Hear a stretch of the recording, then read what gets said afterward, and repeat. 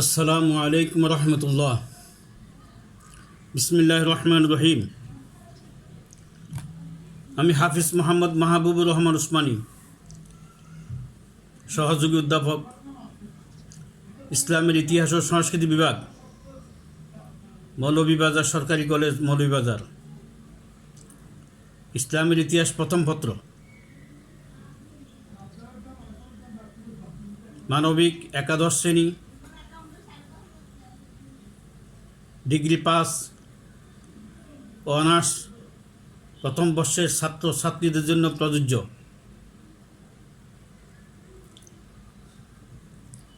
আজকের আলোচ্য বিষয় হচ্ছে হুদায়বিয়া সন্ধি। কাছে ও দূরের সকল বন্ধুদেরকে শুভেচ্ছা জানিয়ে আমি আজকের আলোচ্য বিষয় সম্পর্কে আলোচনা করতে শুরু করছি। হুদায়বিয়া সন্ধি 628 খ্রিস্টাব্দে, ষষ্ঠ হিজরিতে মক্কার অদূরে হুদায়বিয়া নামক স্থানে মহানবী সাল্লাল্লাহু আলাইহি সাল্লাম ও মক্কার কুরাইশদের মধ্যে একটি সন্ধি চুক্তিপত্র স্বাক্ষরিত হয়। ইসলামের ইতিহাসে ইহাকে হুদায়বিয়া সন্ধি বলে অভিহিত করা হয়। এই সন্ধির কিছু শর্তাবলী ছিল। সবগুলি শর্তাবলী মুসলমানদের বিপক্ষে ছিল, কিন্তু মুসলমানরা ধৈর্য ধারণ করেছে, সহনশীলতার পরিচয় দিয়েছে, যার কারণে এই হুদায়বিয়া সন্ধিকে কেন্দ্র করে আল্লাহ রাব্বুল আলামিন পবিত্র কোরআনে এটাকে ফাতহ মুবিন বলে কোরআন আয়াত নাজিল করেছেন, সূরা ফাতাহ নাজিল করেছেন।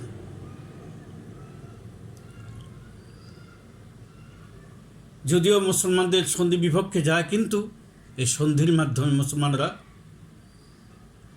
অনেক লাভবান হয় এবং এই সন্ধিকে কেন্দ্র করে মক্কা বিজয় হয়। এই জন্য পবিত্র কোরআনে এটাকে ফাতহ মুবিন বলে বা চূড়ান্ত বিজয় বলে আখ্যায়িত করা হয়। আসুন আমরা এই সন্ধির পটভূমি, শর্তাবলী ও ফলাফল নিয়ে আলোচনা করব। প্রথমত পটভূমি আলোচনা করছি। মহানবী সাল্লাল্লাহু আলাইহি ওয়াসাল্লাম একদিন সকালবেলায় ঘোষণা করলেন, আমি স্বপ্নে দেখলাম আমি কাবাগর জিয়ারত করতেছি, হজ করতেছি। অধিকাংশ সাহাবী, প্রায় অনেক সাহাবী আসি হাজির হয়ে বলি, ইয়া রাসূলুল্লাহ, তাহলে আমরা আপনার স্বপ্ন অনুযায়ী আমরা চলি, আমরা ওমরা হজ করতে রাজি। হুজুর প্রস্তাব দিলেন যে আমি ওমরা হজ করার আমার ইচ্ছা। সাথে সাথে সাহাবায়ে কেরাম সবাই রাসূলের সাথে তারা সমর্থন জানাইল এবং অনেকে মক্কা সে মদিনায় আসছে নিজের ঘরবাড়ি, নিজের পরিত্যক্ত সম্পত্তি, আত্মীয় স্বজন দেখার জন্য আগ্রহী উঠে উঠছে এবং স্বদেশের প্রেমে উজ্জীবিত হয়ে উঠছে, যে এক উসিলায় নিজের আত্মীয় স্বজন, ছেলে মেয়ে, পরিবার পরিজন আমরা দেখার সুযোগ পাব এবং আল্লাহর ঘরকে আমরা জিয়ারত করব। উল্লেখ্য যে মূল হজ এখনো ফরজ হয়নি, নবম হিজরিতে হজ ফরজ হয়েছে, কিন্তু এটা ওমরা হজ। মহানবী সাল্লাল্লাহু আলাইহি সাল্লামের সাথে প্রায় 1400 থেকে 1500 সাহাবী একসাথে হইয়া ওমরা হজ করার জন্য মক্কার দিকে রওনা দেন। মক্কার অদূরে জুল হুলাইফা নামক স্থানে তারা অবস্থান করে বসরা নামক একজন লোকের তারা মক্কার প্রবেশের অনুমতির জন্য পাঠান। কিন্তু তিনি খবর দিলেন অনুমতি তো দূরের কথা, তারা এই বাহিনীকে আক্রমণ করার জন্য, মুসলমানদেরকে প্রতিহত করার এবং আক্রমণ করার জন্য তারা সৈন্যবাহিনী নিয়ে সুসজ্জিতভাবে প্রস্তুত। এটা শুনে মহানবী সাল্লাল্লাহু আলাইহি ওয়াসাল্লাম সংঘর্ষ এড়িয়ে তিনি ডান পথ ধরে অন্য পথ ধরে তিনি গিয়ে হুদায়বিয়া নামক স্থানে তিনি অবস্থান করেন। হুদায়বিয়া একটি কূপের নাম। এই পরিত্যক্ত কূপে পানি ছিল না, ওই কূপের নামে জায়গাটার নাম হুদায়বিয়া। সেখানে তিনি অবস্থান করেন এবং যেহেতু এখানে পানি কিছু কম ছিল, অনেকে এটা শেষ করে ফেলছেন, অনেক সাহাবায়ে কেরাম পানির অভাবে খুব কষ্ট পাচ্ছেন। হুজুর একটা তীর দিয়ে বললেন, তীরটা নিক্ষেপ করো, পানি উঠবে।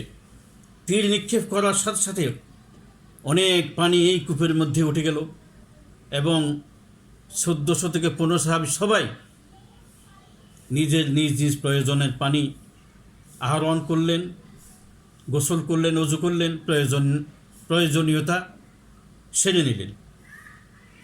কোনো কোনো বন্যা আছে যে পানির এমন অভাব দেখা গিয়েছে এই হুদায়বিয়া নামক স্থানে এই উমরা হজ করার সময় রাসূল করিম সাল্লাল্লাহু আলাইহি ওয়াসাল্লাম তখন একটি পাত্রের মধ্যে নিজের আঙ্গুল রাখলেন, পবিত্র আঙ্গুলের বরকতে সেখানে এত পানি হয়েছে যে সকল সাহাবায়ে কেরামরা উল্লেখ করেন যে আমরা 1500 সাহাবী ছিলাম, সবাই এই পানি পান করেছি, গোসল করেছি, প্রয়োজনীয়তা পূরণ করছি, আমাদের কোনো সমস্যা হয়নি। আলহামদুলিল্লাহ, আল্লাহ শুকর, সুবহানাল্লাহ। এটা হলো রাহমাতুল্লিল আলামিন জনাবে মুহাম্মদুর রাসূলুল্লাহ সাল্লাল্লাহু আলাইহি ওয়াসাল্লামের বিরাট মুআজিজা। যাক, সেখান থেকে হুদায়বিয়া সেখান থেকে উমরা হজ করার জন্য অনুমতির জন্য বুদাইল নামক আরেকজনকে পাঠানো হইল। তিনিও ব্যর্থ হয়ে চলে আসেন। তৃতীয়বার হযরত উসমান রাদিয়াল্লাহু তাআলা আনহুকে পাঠানো হইল অনুমতির জন্য, যে মুসলমানরা তাদের সাথে যুদ্ধ করবে না, শুধুমাত্র হজ করে চলে যাবে, কারোর সাথে কোনো সংঘর্ষ হবে না, কারো কোনো ক্ষতি করবে না। কিন্তু তারা মানতে রাজি না, যে বলছে না, মুসলমানকে আসতে দেব না। যেহেতু ওসমান সকলের কাছে গ্রহণযোগ্যতা ছিল, যেহেতু তিনি ধনী মানুষ, সবাই তার থেকে উপকৃত হয়েছে অনেকেই, এই জন্য তারা ওসমানকে বলছে, তুমি আমাদের লোক হিসাবে তুমি কাবা জিয়ারত করতে পারো, তবে মুহাম্মদ ও মুসলমানদেরকে এখানে আসতে দেব না। তারা তাকে আবদ্ধ করে রাখলেন। এখান দিয়ে মুসলিম শিবিরে গুজব আসলো যে হযরত ওসমানকে তারা শহীদ করে দিয়েছে। এই শাহাদাতের খবরে, মৃত্যুর খবরে মুসলমানরা খুবই উত্তেজিত হয়ে যান। যুদ্ধ করার জন্য তারা আসেননি, কিন্তু এখন যুদ্ধ না করে উপায় নাই, যুদ্ধের জন্য সবাই প্রস্তুতি নিচ্ছে। বিশ্বনবী রাহমাতুল্লিল আলামিন জনাবে মুহাম্মদুর রাসূলুল্লাহ সাল্লাল্লাহু আলাইহি ওয়াসাল্লাম তাদের এই উত্তেজনাকে, এই জজবাকে, এই আগ্রহকে চিরস্থায়ী করার জন্য, যাতে তারা আবার এই আগ্রহ থেকে সরে না যায়, যুদ্ধ ত্যাগ না করে, তিনি তাদেরকে শপথ নিবার জন্য বসাইলেন এবং তাদেরকে যুদ্ধের উপরে শপথ নিলেন একটি বাবলা গাছের নিচে এই শপথটা হয়েছে। যেহেতু গাছের নিচে শপথটা হয়েছে, এর বাইয়াত সাজারা বলে, সাজারা মানে গাছ, বায়া মানে শপথ, এটাকে বাইয়াত সাজারা বলা হয়। আবার এই শপথের উপরে আল্লাহ রাজি হয়েছেন, সন্তুষ্টি হয়েছেন, রেদওয়ান মানে সন্তুষ্টি, সেই হিসাবে এই বায়াতকে বায়াত রেদওয়ানও বলা হয়। আমরা হযরত ওসমান হত্যার বদলা নিব, শপথ করছি হযরত ওসমান হত্যার বদলা নিব, যতক্ষণ না বদলা না নিব ততক্ষণ যুদ্ধ করে যাব, যতক্ষণ পর্যন্ত কাবাগর প্রতিমা মুক্ত না হয়, পৌত্তলিকতা দূর না হওয়া পর্যন্ত আমরা সংগ্রাম করে যাব।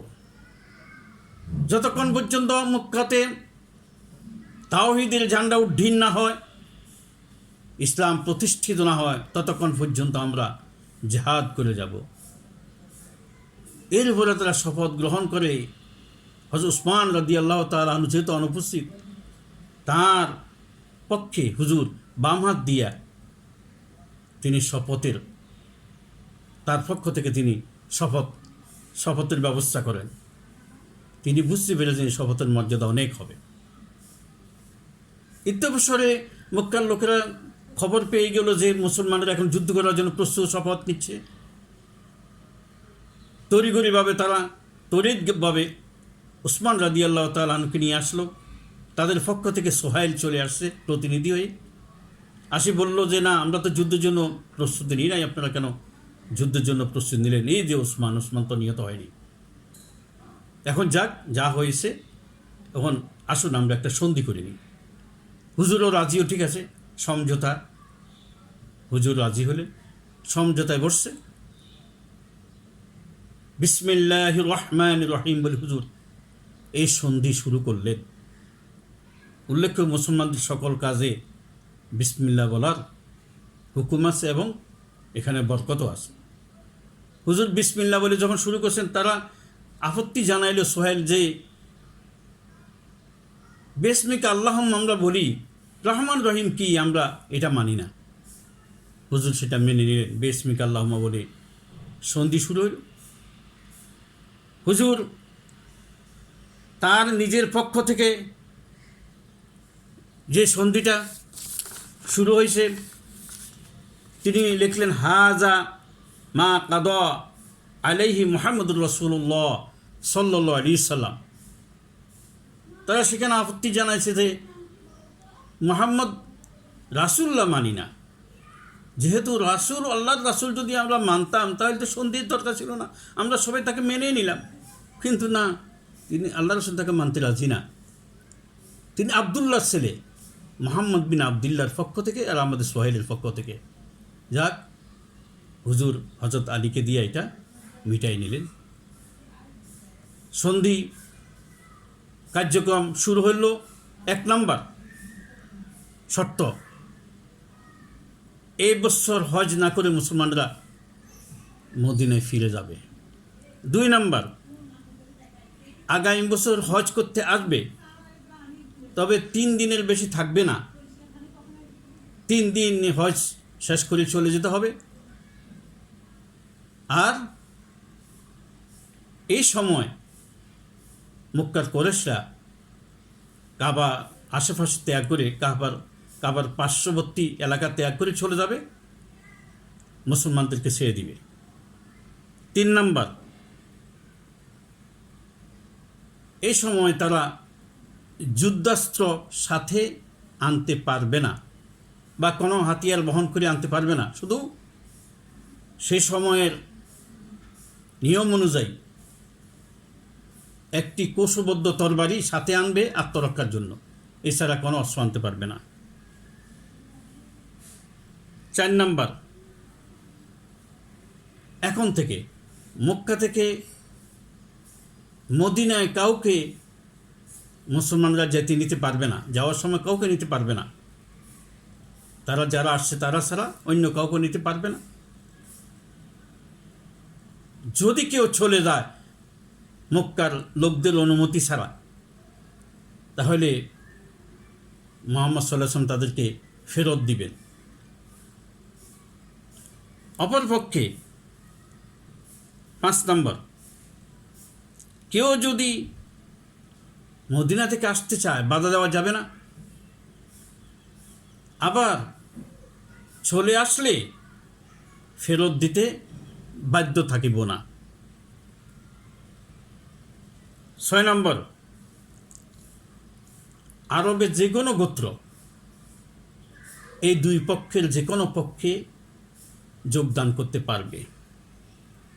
7 নম্বর, এই সন্ধির শর্তগুলি উভয় পক্ষ যথাযথভাবে নিষ্ঠার সহিত পালন করবে। 8 নম্বর, এই সন্ধির মেয়াদ হবে 10 বছর। এই 10 বছরের মধ্যে উভয় পক্ষে কোনো যুদ্ধ হবে না, উভয় পক্ষের মধ্যে শান্তি বিরাজ করবে। আসো আমরা এখন এই সন্ধির ফলাফল নিয়ে আমরা আলোচনা করি। 1 নম্বর, এই সন্ধির মাধ্যমে আল্লাহর সন্তুষ্টি ঘোষণা। যেহেতু মহান আল্লাহ পবিত্র কোরআনে এই সন্ধিকে মহাবিজয় বলে অভিহিত করছেন, এবং যারা এই সন্ধির পূর্বক্ষণে শপথ গ্রহণ করেছেন তাদের এই শপথে আল্লাহ সন্তোষ প্রকাশ করছেন। আল্লাহ বলেন, আউযু বিল্লাহি মিনাশ শাইতানির রাজিম, বিসমিল্লাহির রহমানির রহিম, লাকাদ রাদিয়াল্লাহু আনিল মুমিনিনা ইয ইউবাইউনাকা তাহতাশ শাজারাতি ফাআলিমা মা ফি কুলুবিহিম ইলা আখির আয়াহ। যখন গাছের নিচে মুসলমানেরা হে রাসূল আপনার হাতে শপথ নিয়েছিল, আমি তাদের এই শপথে সন্তোষ প্রকাশ করলাম, আমি রাজি হয়ে গেলাম। লাকাদ রাদিয়াল্লাহু, আল্লাহ বলেন আমি তাদের এই বায়াতে সন্তুষ্ট, আল্লাহ সন্তুষ্ট। আরেক আয়াতে আল্লাহ বলে, ইন্নাল্লাযীনা ইউবাইউনাকা ইন্নামা ইউবাইউনাল্লাহ ইয়াদুল্লাহি ফাওকা আইদিহিম। আল্লাহ বলেন যারা হে রাসূল আপনার হাতে শপথ নেয় নাই, মূলত তার আল্লাহর হাতে শপথ নিয়েছে। এই হাতের নিচে আল্লাহর হাত ছিল, ইয়াদুল্লাহ ফাওকা আইদিহিম, তাদের হাতের উপরে আল্লাহর হাত এখানে ছিল। অর্থাৎ তারা এই শপথটাকে, আল্লাহ বলছেন আল্লাহর সাথে শপথ তারা করছে। তাহলে আল্লাহ পাকের শপথে খুব খুশি হয়েছেন। 2 নম্বর ফল, মুলতবি হজ পালন। যে হজ তারা করতে পারে নাই, এই হজটা পরবর্তীতে তারা আগামী বছর করেছে। একটা কথা এখানে উল্লেখ করা যায়, যেহেতু সকল সন্ধির সব শর্তগুলো মুসলমানদের বিপক্ষে ছিল, মুসলমানরা খুবই অসন্তুষ্ট অবস্থায়, নারাজ অবস্থায়, খুব বিপুল মনোরথ হইয়া, ব্যর্থ মনোরথ হইয়া তারা যখন মক্কা থেকে মদিনার দিকে রওনা হন, তখন এই কোরআন আয়াতগুলো নাজিল হয়। আল্লাহ তাদেরকে খুশি করে দিলেন কোরআন আয়াত নাজিল করে দিয়ে। এরপরে 3 নম্বর, আরবদের আর্থিক সংকট ও নিরাপত্তাহীনতা। সন্ধির মধ্যে একটা শর্ত ছিল যে মক্কা থেকে কাউকে নেওয়া যাবে না, মদিনা গেলে ফেরত দিতে বাধ্য থাকবে, যে 4 নম্বর শর্ত ছিল। সেই হিসাবে আবু বশির নামক এক ব্যক্তি গিয়েছিল, তাকে তারা ধরে আনার জন্য সেখানে গেছে রাসূল, সে দিলেন তাকে, তাদের হাতে সোপর্দ করলেন। কিন্তু সেখানে তাদের থেকে পলায়ন করে ইস নামক স্থানে যাই একত্রিত হয়েছে। এদিকে সন্ধির শেষ হওয়ার সাথে সাথে সোহেলের সাথে আবু জন্দল শিকল বাঁধা অবস্থায় হাজির হয়েছিল, রক্তাক্ত অবস্থায়। কিন্তু মুসলমানরা যেহেতু শর্ত হয়ে গেছে, নিতে পারে নাই, যেহেতু সন্ধি তাদের সাথে চুক্তি স্বাক্ষর হয়ে গেছে, সেহেতু কোনো লোক নিতে পারবে না বলি আবু জন্দলকেও নিতে পারে নাই। যে সোহেল এই সন্ধির পক্ষে ছিল, মক্কার কোরাইশদের প্রতিনিধি ছিল, সোহেলের ছেলেই নির্যাতিত, কিন্তু তারা নিতে পারে না। তাকে সবর এখতিয়ার করার জন্য হুজুর তাকে উপদেশ দিলেন এবং বললেন আল্লাহ মুক্তির ব্যবস্থা করে দেবে। এই আবু জন্দলও যাইয়া সেখানে ইস নামক স্থানে আবু বশিরের সাথে মিলিত হয়ে তারা এখানে বিশাল এক সংঘবদ্ধ এক সংঘবদ্ধ কিছু লোকের সমন্বয় ঘটল এবং তারা সেখানে বসেই মক্কার কাফেলাদের উপর আক্রমণ চালায়। তারা আবিসিনিয়ার ব্যবসায়ী পথ বন্ধ করে দিল এবং গুপ্ত হামলা চালিয়ে তাদের অনেক টাকা পয়সা সব কেড়ে নিতে লাগলো। এতে করে তাদের আর্থিক ক্ষতি হতে লাগলো এবং তাদের ভবিষ্যতে তাদের ব্যবসা বাণিজ্য বন্ধ হওয়ার উপক্রম দেখা গেলে তারা রাসূলের সাথে আলোচনা করি এই সন্ধি, এই শর্তটা তারা বাতিল করে নিল। 4 নম্বর ফলাফল, ইসলামের মুসলমানদের প্রচুর সম্পদ লাভ। এই সন্ধির পরপরই খাইবরের কিছু মক্কা মদিনা থেকে যে সমস্ত ইহুদিরা খাইবর গিয়ে সেখানে দুর্গ নির্মাণ করেন এবং আগ থেকেও খাইবরে অনেক ইহুদির বসবাস ছিল। 8-9টা বড় বড় দুর্গ, শক্তিশালী দুর্গ ছিল। তারা মুসলমানদের বিরুদ্ধে যুদ্ধ করার জন্য প্রস্তুতি নিচ্ছে। রাসূল শুনে এখান থেকে গিয়েই হুদায়বিয়া সন্ধির পরে 7ম হিজরিতে সেখানে তিনি যুদ্ধ করে তাদেরকে পরাজিত করে সেখান থেকে অনেক সম্পদ মুসলমানরা অর্জন করে।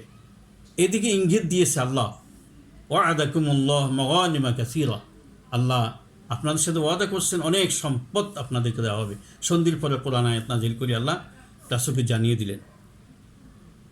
5 নম্বর, ইসলামের প্রচার ও প্রসার বৃদ্ধি।